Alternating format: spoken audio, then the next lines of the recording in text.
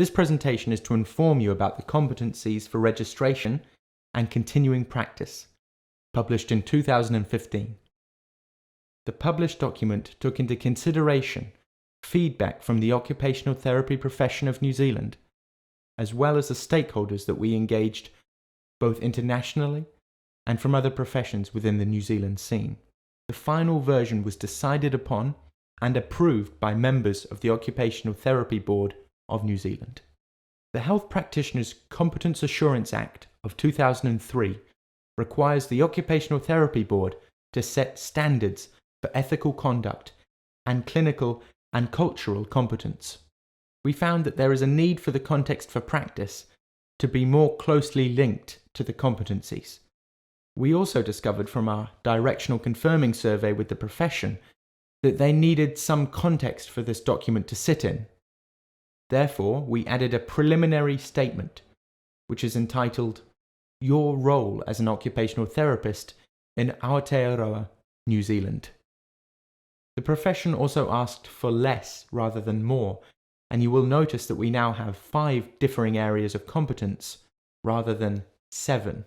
Since 2004, when the last version was published, we have found that the profession is operating in many different roles, and that this version of the competencies needed to be more inclusive and open to those kinds of roles. The general scope of practice for an occupational therapist outlines the boundaries of the profession. The competencies document outlines the threshold and standards for practice. There are 5 broad things you must be competent in. These are referred to as your competencies, and each competency has a desired outcome. Competency 1. Applying occupational therapy knowledge, skills, and values. Competency 2. Practicing appropriately for bicultural Aotearoa, New Zealand. Competency 3. Building partnerships and collaborating. Competency 4. Practicing in a safe, legal, ethical, and culturally competent way. Competency 5. Engaging with and being responsible for your profession. Each of the 5 broad competencies has an outcome statement. The board expects you to meet these outcomes in your practice, regardless of the setting or your level of experience. They are threshold markers. The board also expects that you will have the ability to be these things in your daily practice. The outcome of applying occupational therapy knowledge, skills, and values. You apply what you know. You engage with people and communities to enable occupations based on rights, needs, preferences, and capacities. You work within the context of each client's environment to optimize their participation and well-being. The outcome of practicing appropriately for bicultural Aotearoa, New Zealand. You treat people of all cultures appropriately. You acknowledge and respond to the history, cultures, and social structures influencing health and occupation in Aotearoa, New Zealand. You take into account Te Tiriti o Waitangi, the Treaty of Waitangi, and work towards equal outcomes for all your clients. The outcome of building partnerships and collaborating. You collaborate. You work well with other individuals, groups, communities, and organizations. You use your own and others' resources, environment, and skills to benefit your clients. The outcome of practicing in a safe, legal, ethical, and culturally competent way. You act with integrity. You include safety, legal, ethical, and cultural requirements and expectations in your professional practice and apply them to your work. The outcome of engaging with and being responsible for your profession. You engage with your profession. You ensure your practice is professional, current, responsive, collaborative, and evidence-based. Each competency has a number of performance indicators.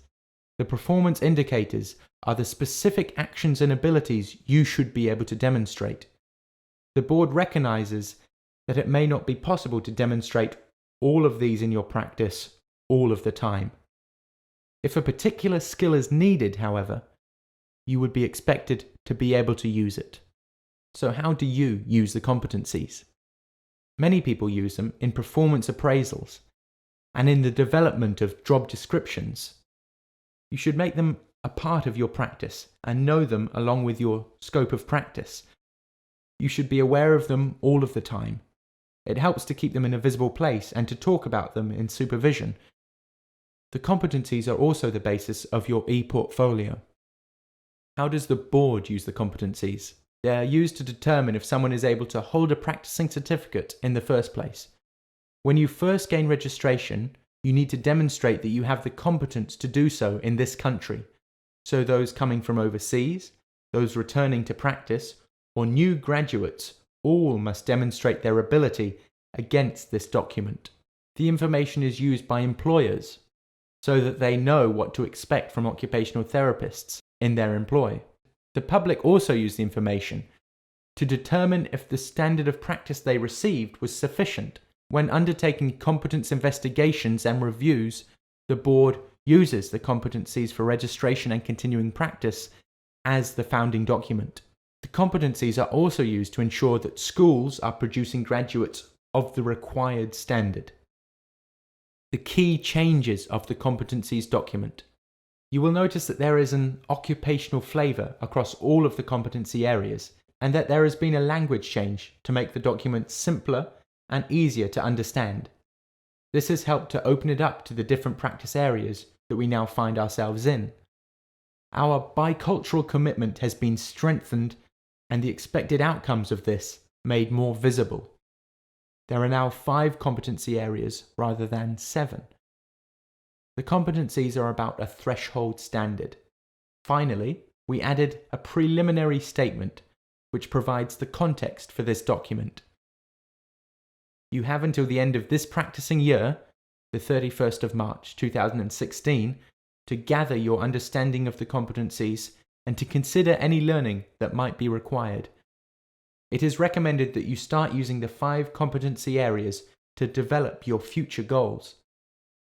If you have any questions about the competencies and how they apply to you, we welcome your inquiries. Thanks for listening.